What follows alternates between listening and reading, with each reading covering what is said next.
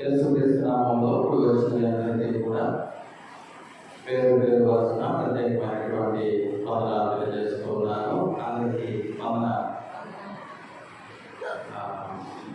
దేవుని యొక్క మహాకృప బట్టి ఈ రాత్రికాల సమయంలో 10 నిమిషాల దేవుని వాక్యాన్ని మనము ధ్యానం చేద్దాము. ఈ రాత్రికాల సమయంలో ఎవరైనా ఒక పెద్ద అధికారి మన దగ్గరకు వచ్చి, అంటే పెద్ద అధికారి అంటే ఎమ్మెల్యే గారి స్థాయి, ఎంపీ గారి స్థాయి, అంటే సీఎం గారి స్థాయి అయినటువంటి ఒక వ్యక్తి వచ్చి మన దగ్గరకు వచ్చి మా ఇంటికి భోజనానికి రండి అన్నారనుకోండి. వ్యాపారం ఏమన్నారంటే ఎవరన్నా వచ్చి పెద్ద అధికారులు ఎవరన్నా వచ్చి ఆ ఊళ్ళో ఎంతమంది ఉన్నాక వాళ్ళని ఎవరిని పిలవకుండా రామగారు దగ్గరికి వచ్చి, రామగారు, రామరావు గారు మీ ఇద్దరు కలిసి మా ఇంటికి భోజనానికి రావాలని నారా చంద్రబాబు నాయుడు గారు పిలిచారనుకోండి. ఎలా ఉంటుంది అంటారు? చెప్పుకోవడానికి బాగుంటుందండి అంటారా? బాగానే ఉంటుంది, కానీ వెళ్ళేటప్పుడు చాలా అందులో ఆర్భాటంతో చాలా పద్ధతిగా చాలా నీట్గా మనం ఏం చేస్తామంటే అన్నమాట, పిలిచిన అయినటువంటి హోదాకి తగ్గినట్లుగా మనం ఏం చేస్తామంటే విందుకి వెళ్తాం అన్నమాట, విందుశాలకి వెళ్తాం అన్నమాట, లంచ్కి వెళ్తాం అన్నమాట. అలాగే బైబుల్లో కొంతమంది గొప్ప వాళ్ళకి విందు చేశారన్నమాట. ఏం చేశారు? గొప్ప వాళ్ళకి ఏం చేశారన్నమాట, విందు చేశారన్నమాట. మొదటిగా ఎక్కువ సమయం లేదు కాబట్టి దగ్గర నేను 4 ఉదాహరణలు చెప్తాను. మొదటి ఉదాహరణ ఏంటంటే సమూయేలు గారు రాసినటువంటి 2వ సమూయేలు గ్రంథము, సమూయేలు గారు రాసినటువంటి సమూయేలు గారు 2వ గ్రంథము 9వ అధ్యాయంలో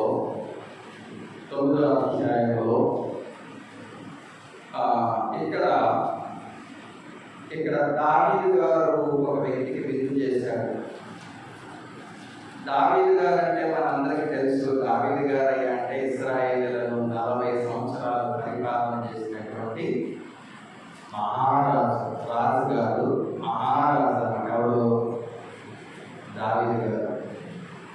అలాంటి దావీదు గారు తన స్నేహితుడు కొడుకైనటువంటి మెఫీషోబెతును పిలిచి కనుగొని, నా స్నేహితుడు కుమారుడు ఎక్కడున్నా కానీ నా భోజనపు బల యొద్ద నిత్యము అన్నపానములు పుచ్చుకోవాలని చెప్పి మెఫీషోబెతును పిలిపించుకుని మరి అతను ఏం చేశాడు అంటే రాజు బల దగ్గర కూర్చుని అన్నపానములు ఏర్పాటు చేశాడనమాట. 9వ అధ్యాయం అంతా కూడా మీరు ఇంటికి వెళ్ళిన తర్వాత చదువుకోండి. మామూలుగా అయితే ఎలా ఉంది అంటే ఒక రాజు స్థిరపడిన తర్వాత ఆ రాజ్యంలో ఉన్నటువంటి వేరే రాజకుమారులందరినీ కూడా ఏం చేస్తారంటే చంపేస్తారన్నమాట. ఎందుకనంటే ఈ రాజకుమారులు ఎప్పుడైనా సరే బతికుంటే సింహాసనానికి ఏమైందనమాట, ముప్పు వచ్చిందని తెలిసి ఏం చేసేవాళ్ళు అంటే ఉన్నటువంటి రాజకుమారులని, రాజపుత్రికలని, రాజవంశస్థులందరినీ కూడా ఏం చేసేవాళ్ళు అనమాట, నాశనం చేసేవాళ్ళు అనమాట.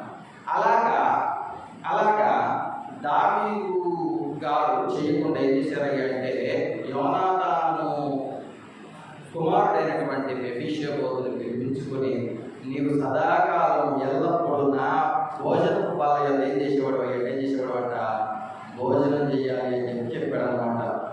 విందు చేయాలి, విందులో పాటు నాతో పాటు కూర్చొని తినాలి అని చెప్పేసి ఎవరు పిలిచాడంట పూర్తికాలు గారు. అతనికి మెఫీషోబెతులో ఉన్నటువంటి లోపం ఏంటంటే తిన్నాక కాళ్ళు సరిగా ఉండమంట, కుంటివాడు అనమాట, కాళ్ళు దిగినాయి అనమాట.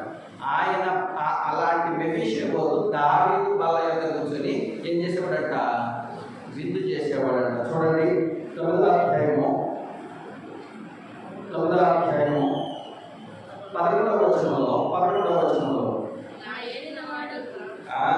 మెఫీషబోతు మాట్లాడుతున్నాడు, నా ఏలిన వాడకు రాజు తన దాసుని ఇచ్చిన ఆజ్ఞ అంతటి చొప్పున దాసుడనైన నేను చేసేదనని షీబా రాజుతో అన్న. కాగా మెఫీషబోతు రాజకుమారులలో ఒకడైనట్టుగా, ఆ మాట అర్థం చేసుకోండి, రాజకుమారులలో ఒకడైనట్టుగా రాజు బల్ల యొద్దనే భోజనము చేయుచుండెను.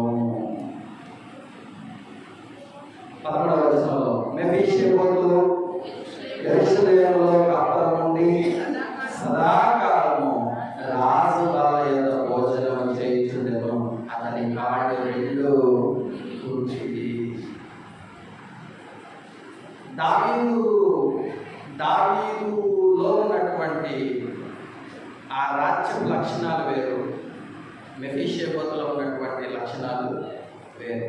అతడు గుండివాడైనా సరే రాజకుమారులతో కలిసి ఏం చేసినట్ట భోజనం చేసేవాడట. ప్రతిరోజు కూడా రాజకుమారులతో కూర్చుని రాజు బల్ల మీద కూర్చుని రాజు ఎదురుగా ఏం చేసేవాడట మెఫీషబోతు భోజనం చేసేవాడట. ఎవరితో కలిసి? ఇది ఒక ఉదాహరణ అన్నమాట.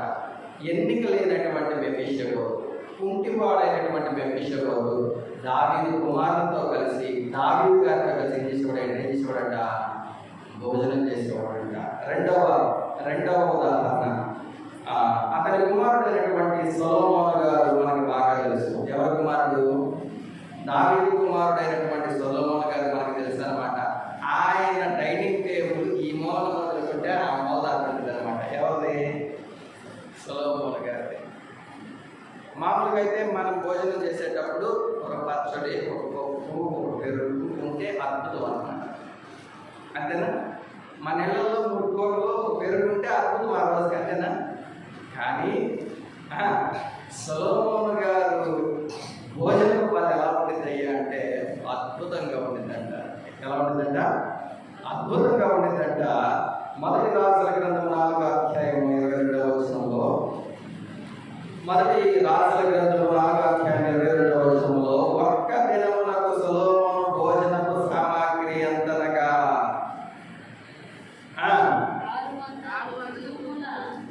మనమేమో 6 గ్రాములు వండుకుంటాం, ఆయన 600 కేజీల పైన తూములు అంటే చాలా ఉంటాయి అనమాట. 6 తూముల సన్నపు గోధుమ పిండి, 1200 తూముల మొదక పిండి, కొవ్విన ఎడ్లు 10, విడి ఎడ్లు 20, 100 గొర్రెలు, ఇవి కాక ఎర్ర దుప్పులు, జింకలు, కొవ్విన బాతులను తేబడను. ఇవన్నీ ఎప్పటికంట? ఒక రోజుకినంట. ఎవరి భోజనపు వల్ల ఇది? ఎవరి భోజనపు వల్ల? ఎవరు డైనింగ్ టేబుల్ అయ్యా అంటే సొలొమోను గారిదంట. సొలొమోను గారు మహాజ్ఞాని కాబట్టి ఆయన దగ్గరికి వచ్చేటువంటి భూపతులు, అధిపతులు చాలా మంది ఉంటారు కాబట్టి ఆయనతో కలిసి భోజనం చేసే వాళ్ళందరికీ కూడా ఇవన్నీ కూడా సిద్ధం చేసేవాళ్ళు అంట. సొలొమోను జ్ఞానాన్ని వినడానికి చాలా దూర ప్రాంతం నుంచి వచ్చేవాళ్ళు అంట. ఆ మాట ఇంకా ఏమున్నాయి అంటే సొలొమోను భోజనం బల్ల మీద ఏమున్నాయి అంటే 10వ అధ్యాయం 21వ వచనంలో, 10వ అధ్యాయం 21వ వచనంలో, మరియు రాజైన సొలొమోను పానప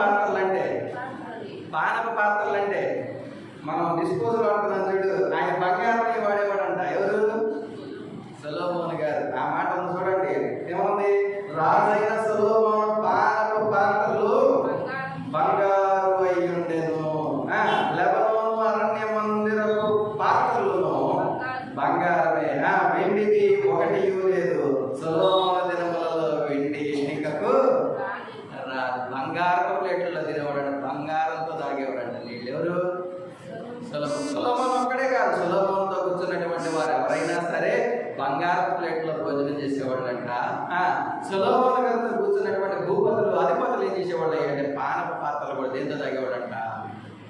బంగారు పాత్రలు. ఎందుకంటే అంతటి మహామేధావు అనమాట, అంతటి ఆస్తిపరుడు అనమాట. ఎవరు? సొలొమోను గారితో భోజనం చేసేవాళ్ళంట. ఆ తర్వాత 10వ అధ్యాయం 5వ వచనంలో షేబా దేశపు రాణి వచ్చింది ఒకరోజు. సొలొమోను గారిలో ఉన్నటువంటి ఆ జ్ఞానం చూసింది. సొలొమోను గారి చుట్టుపక్కల ఉన్నటువంటి రాజ్య పరిపాలన చూసింది.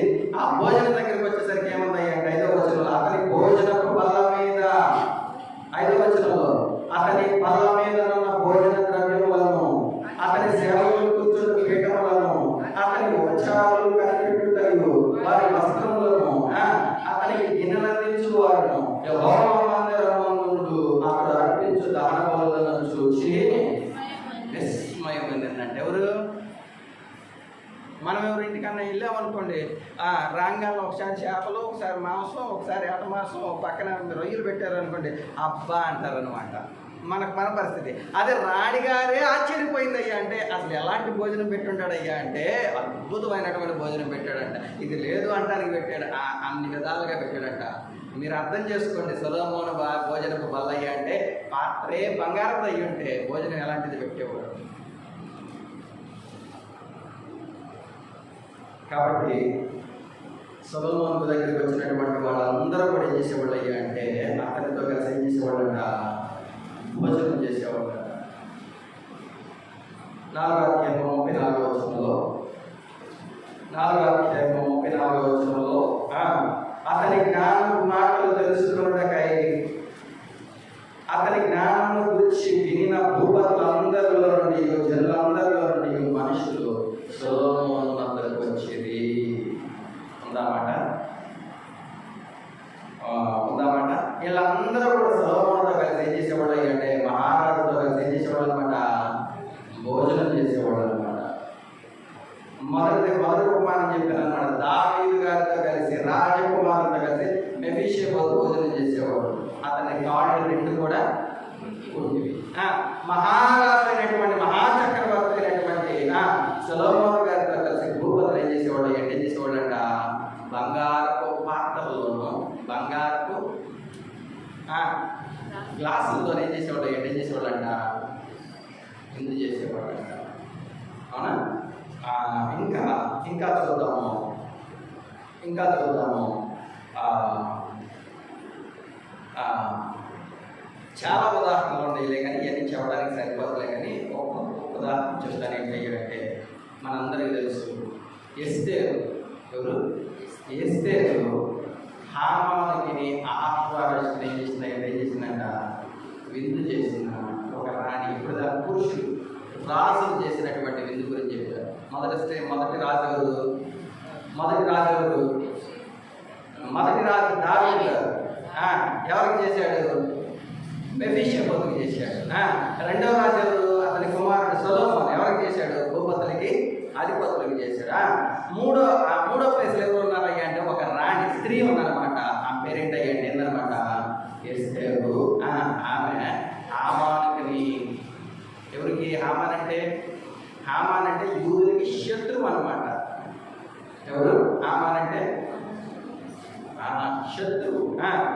ఆశ్వారష అనేటువంటి రాజుని ఇద్దరిని కూడా ఎక్కడికి పిలిచిందంట? విందుకు పిలిచిందనమాట. ఎస్తేరు గ్రంథం 7వ అధ్యాయము మొదటి వచ్చిన దగ్గర నుంచి మనం చూసుకుంటా ఉంటే ఆ రాణిగారు, ఎస్తేరు రాణిగారు నన్ను విందుకు పిలిచిందని చెప్పేసి తన ఇంటిల్లి పాదికి చెప్పుకొని నన్ను ఒక్కడనే పిలిచింది, నన్ను ఒక్కడనే పిలిచింది అని చెప్పేసి గంతులు వేసారంట. ఏం చేశారంట? గంతులు వేసారంట. ఎవరు పిలిస్తే ఎస్తేరు రాణిగారు 127 సంస్థానాలకి ఒకే ఒక రాణిగారు ఆమెను విందుకు పిలిచిందని చెప్పేసి ఏం చేశారంట? సంతోషించారంట. అవునా? చూడండి, పొత్తులే ఇవన్నీ చాలా ఉంటాయి కానీ నేను ఉదాహరణ చెప్తున్నాను. మొదటి విందు ఎవరు చేశారంటే దావీదు మెఫీషోబెతుకు చేశాడు. రెండవ విందు ఎవరు చేశారంటే సొలొమోను భూపతులకి చేశాడు. మూడో విందు ఎవరు చేశారంటే ఒక రాణికి, ఒక శత్రువుకి, ఒక రాజుకి చేసింది.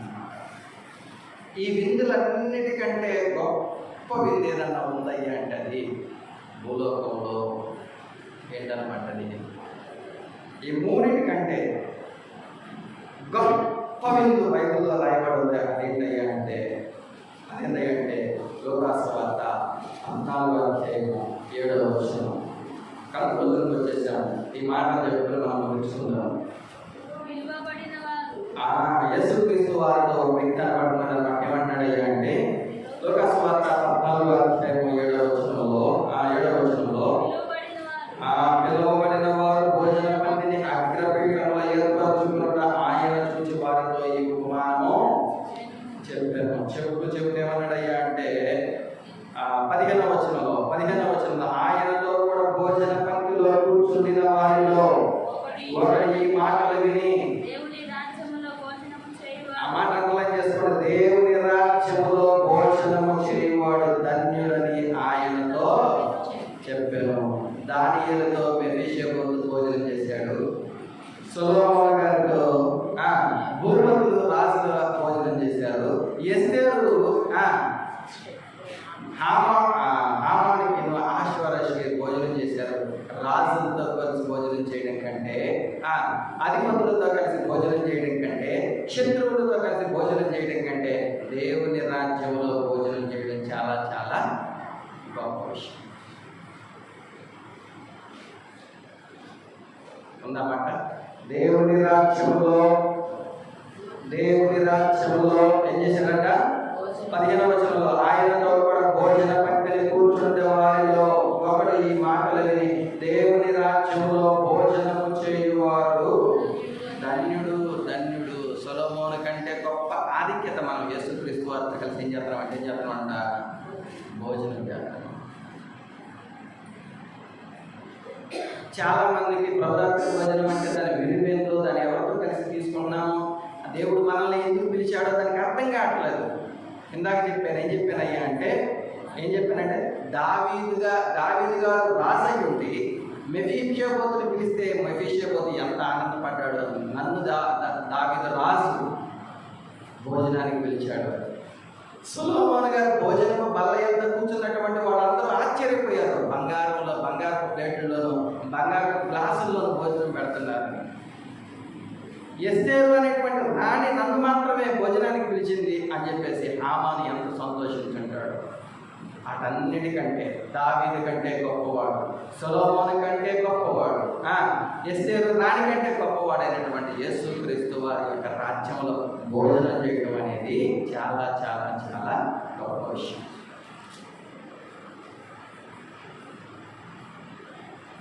అవునా కాదా? కొత్త నిబంధనలో యేసుక్రీస్తు వారు కూడా తన శిష్యులతో కలిసి ఏం చేశాడంటే భోజనం చేశాడు. ఏది గొప్పది? యేసుక్రీస్తు వారితో కలిసి భోజనం చేయడం గొప్ప విషయం. యోహాను 13వ అధ్యాయంలో యోహాను గారు రాసినటువంటి సువార్త 13వ అధ్యాయంలో ఈ సందర్భం మీ అందరికీ తెలుసు. యేసుక్రీస్తు వారి భోజన పంక్తిని కూర్చున్నప్పుడు 13వ అధ్యాయం 2వ వచనంలో 13వ అధ్యాయం 2వ వచనంలో వారు భోజనం చేయుచుండగా ఆయన అప్పగింపవలనని సీమోను కుమారుడు ఇస్కరియోతు యూదా హృదయంలో అపవాది ముందు ఆలోచన పుట్టించెను. 4వ వచనంలో భోజన పంక్తిలో నుండి లేచి ఆయన వస్త్రములను అవతల పెట్టి వేసి ఒక వారు తీసుకుని నడుపు కట్టుకుని అతని పల్లెంలో నీళ్ళు పోసుకుని పాదములు కడుగుతున్నాను, తాను కట్టుకుని ఎంతో వాళ్ళు చెరుకు మొదలు పెట్టాను అని. ఇదంతా కూడా భోజన సందర్భం అన్నమాట. సొలొమోను గారితో కూర్చోవడం కంటే, దావీదు గారితో కూర్చోవడం కంటే, ఎస్తేరు గారితో కూర్చొని భోజనం చేయడం కంటే, భూలోకంలో ఉన్నటువంటి రాజులందరితో కలిసి భోజనం చేయడం కంటే అది పెద్ద గొప్ప విషయం కాదు. కానీ యేసుక్రీస్తు వారి పళ్ళ యొక్క భోజనం కూర్చుకోవడం, ప్రభురాత్రి భోజన కార్యక్రమంలో పాలుభాగస్వామ్యం చాలా చాలా చాలా ముఖ్యమన్నమాట.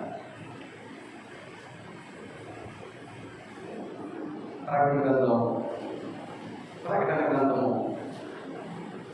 19వ అధ్యాయము 9వ వచనంలో, ప్రకటన గ్రంథము 19వ అధ్యాయము 9వ వచనంలో,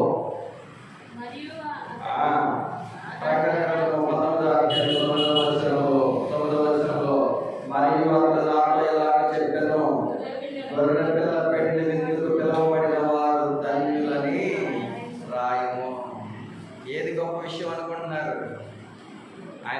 రోజులు పెట్టాడండి, ఈయన 4 రోజులు పెట్టాడండి, ఈయన వారం రోజులు పెట్టాడండి. ఇది కాదు గొప్ప విషయం. దేవుని బల్ల యొద్ద భోజనం చేయడం అనేది, ప్రభురాత్రి భోజనంలో పాలిభాగస్సులం అనేది చేయడం అనేది ఎందుకు ధన్యత? అవన్నీ కూడా లోక సంబంధమైనవి. లోక సంబంధమైనటువంటి రాజుడు, మన రాజు పరలోక సంబంధమైనటువంటి వాడు. అతడు మనకేమిస్తున్నాడు? జీవాహారాన్ని ఇస్తున్నాడు. అందుకు గొప్పదన్నమాట. అంతేనా? వాళ్ళందరూ పిలిస్తే ఏం పెడతారనమాట? మహా అయితే భూలోక సంబంధమైన వాళ్ళందరూ, దావీదు గారు పిలిచినా భోజనమే పెడతారు, మళ్ళీ ఆకలేసింది. సొలొమోను గారు పిలిచినా మళ్ళా ఆకలేసింది. ఎస్తేరు గారు పిలిచినా ఆకలేసింది. కానీ యేసుక్రీస్తు వారు ఏమన్నాడంటే, జీవాహారం నేనే.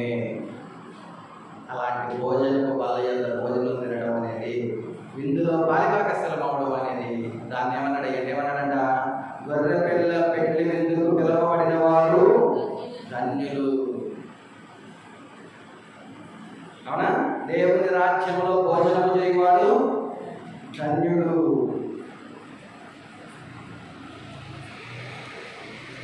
ప్రకటన గ్రంథం 3వ అధ్యాయం 20వ వచనంలో, ప్రకటన గ్రంథం 3వ అధ్యాయం 20వ వచనంలో, ప్రకటన గ్రంథం 3వ అధ్యాయం 20వ వచనంలో, ఇదిగో నేను తలుపు వద్ద నిలుచుండి తట్టుచున్నాను. ఎవరైనా నా స్వరమును విని తలుపు తీసిన యెడల నేను అతని యొద్దకును వచ్చి అతనితో నేను నాతో కూడా అతను. ఎవరెవరితో చేస్తారంట? ఎమ్మెల్యే గారి కంటే గొప్పోడు, ఎంపీ గారి కంటే గొప్పోడు, సీఎం కంటే గొప్పోడు, ప్రపంచాలను ఏలుతున్నటువంటి ట్రంప్ కంటే గొప్పోడు మనతో కలిసి భోజనం చేయడానికి వస్తాడంట. అది ఉందన్నమాట. ఏమనుంది 20వ వచనంలో? ఇదిగో నేను తలుపు వద్ద నిలుచుండి తట్టుచున్నాను. ఎవడైనా నా స్వరమును విని తలుపు తీసిన యెడల నేను అతని యొద్దకు వచ్చి అతనితో నేను నాతో కూడా అతడును భోజనం చేస్తాం. ఏం భోజనం? ప్రభురాత్రి భోజనం. ఏది గొప్పది? సొలొమోనుతో కలిసి కూర్చోవడం అనుకుంటున్నావా? దావీదుతో కలిసి కూర్చోవడం అనుకుంటున్నావా? ఎస్తేరుతో కలిసి కూర్చోవడం అనుకుంటున్నావా? ఏది గొప్పదయ్యా అంటే, ఏది గొప్పదనమాట? యేసుక్రీస్తు వారితో కలిసి భోజనం చేస్తున్నామా? ఎవరితో కలిసి? యేసుక్రీస్తు వారితో కలిసి భోజనం చేస్తున్నాం. కాబట్టి మనం ఎవరమయ్యా అంటే, ఎవరు అనమాట? ధన్యులు. చాలా మందికి ఈ విషయం తెలియక ఏదో తీసుకుంటున్నామంటే తీసుకుంటున్నాం, వస్తున్నామంటే వస్తున్నాం, వెళ్ళిపోతున్నామంటే వెళ్ళిపోతున్నాం. అలా కాదు.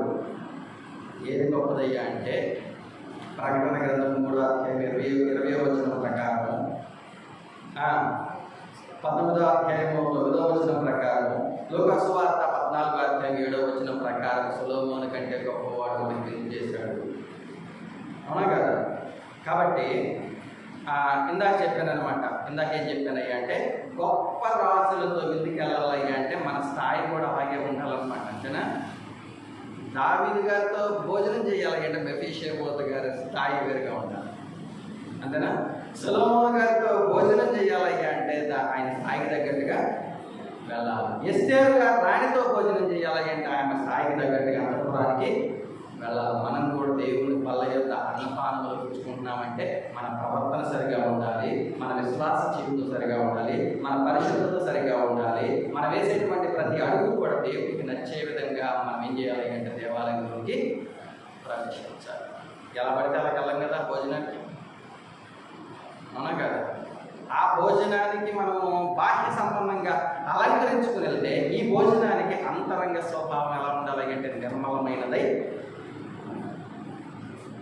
కాబట్టి ఒక వ్యక్తి భోజనానికి వెళ్తున్నాడు అయ్యండి, ఒక వ్యక్తి భోజనానికి పిలువబడ్డాడయ్యా అంటే ఎంత టీవీగానో ఉన్నవి లేనివి ధరించుకునే విధంగా అయితే వెళ్తాడో మనం కూడా దేవుని బల్ల యొద్ద భోజనం తినడానికి అంత ఎలా రావాలంటే ప్రార్థనాపూర్వకంగా రావాలి, పరిశుద్ధంగా రావాలి, విశ్వాసంతో రావాలి, క్రియలు చేసి రావాలి. అవునా కదా? రోమిలికి రాసినటువంటి పత్రిక 14వ అధ్యాయం 7వ వచనంలో, రోమిలికి రాసినటువంటి పత్రిక 14వ అధ్యాయం 7వ వచనంలో, దేవుని రాజ్యము 14వ అధ్యాయం 17వ వచనంలో, దేవుని రాజ్యము భోజనమును పానమును కాదు కానీ నీతియు సమాధానమును పరిశుద్ధాత్మ యందలి ఆనందమునై ఉన్నది. బాహ్య సంబంధంగా ఒక వ్యక్తి భోజనానికి పిలిస్తే మన వస్త్రాల అలంకరణ వేరుగా ఉండిద్ది, వేసేటువంటి అడుగులు వేరుగా ఉంటాయి, మన ముఖ కవళికలు వేరుగా ఉంటాయి. కానీ దేవుని దగ్గర భోజనం చేయడానికి వచ్చేటప్పుడు ఏముండాలి అంటే నీతియు సమాధానము పరిశుద్ధాత్మ ఎంతలే ఆనందములై ఉన్నది. కాబట్టి ఇలా ఎవరైతే తీసుకుంటారో వాడి తల్లి వాళ్ళతో యేసుక్రీస్తు వారు కలిసి భోజనం చేస్తున్నాడు అని అర్థం చేసుకోవాలి. పెండ్లి వస్త్రం అనేది చాలా చాలా ఇంపార్టెంట్. అవునా కదా? ఏది ఇంపార్టెంట్? చాలామంది పెండ్లి ఎందుకు పిలవబడితే ఆ పెండ్లి వస్త్రం లేకుండా ఒక ఆయన వచ్చి కూర్చున్నాడంట. పెండ్లి వస్త్రం అనేది ఏంటయ్యా అంటే ఈజ్ ఈక్వల్ టు పరిశుద్ధత. ఎంతమందినైనా రాని ఆయనకి కావాల్సింది ఏంటన్నమాట పరిశుద్ధత. పరిశుద్ధత లేకపోతే వెలుపలికి తోసేసాడు. కాబట్టి భోజనము వల్ల యేసుక్రీస్తు వారు మనల్ని భోజనానికి ఆహ్వానిస్తున్నాడు. అయ్యండి మనలో చాలా చాలా పరిశుద్ధత, పశ్చాత్తాపము, మారుమనస్సు, ప్రార్థనా జీవితం ఉండి మనం ఏం చేయాలి అంటే ప్రభురాత్రి భోజనంలో పారిభాగస్తాము. ఎందుకయ్యా అంటే మనం కూర్చుంటుంది ఆషామాషి వ్యక్తితో కానీ కాదు. ఎవరితో కూర్చుంటున్నాం?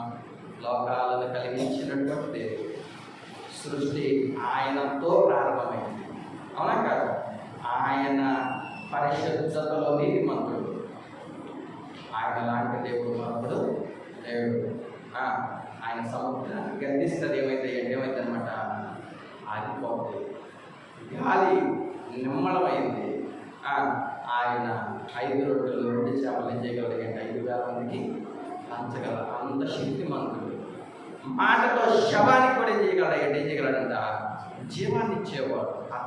అతనితో కలిసి మనం భోజనం చేస్తున్నాం అంటే మన బాహ్య సౌందర్యం అనేది ఆయనకు వచ్చే విధంగా ఉండాలి. అంతరంగ సౌందర్యం హృదయములను పరిశీలించేటువంటి దేవుడికి ఎలా ఉండాలంట విలువైనదిగా ఉంటేనే దేవుడు ఏం చేస్తాడు అంటే మనల్ని అంగీకరిస్తాడు.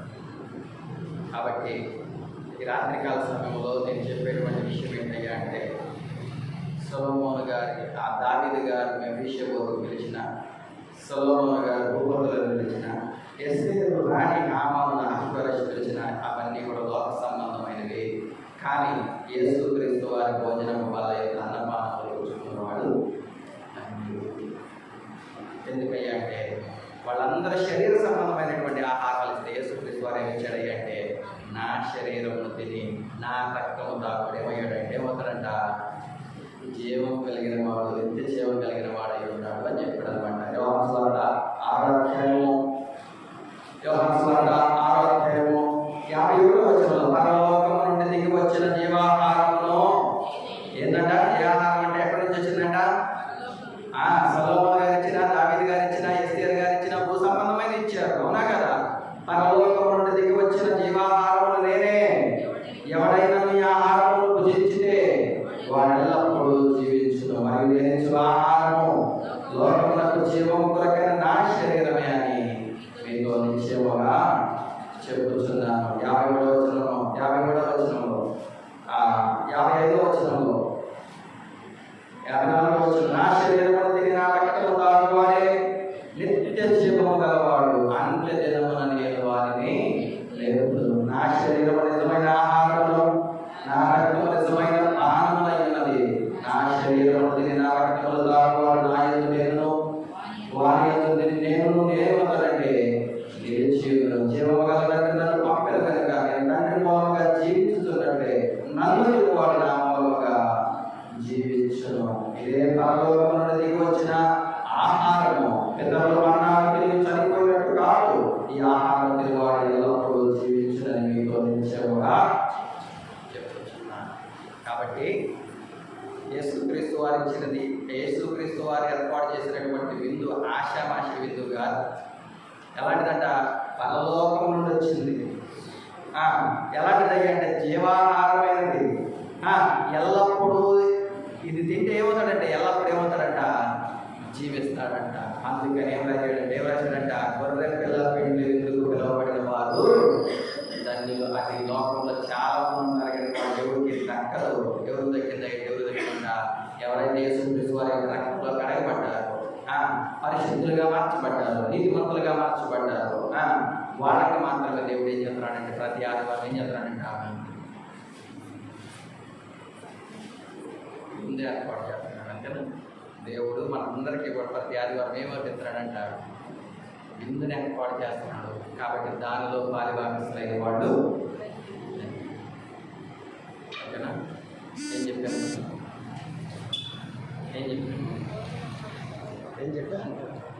ఏం చెప్పానంటారు?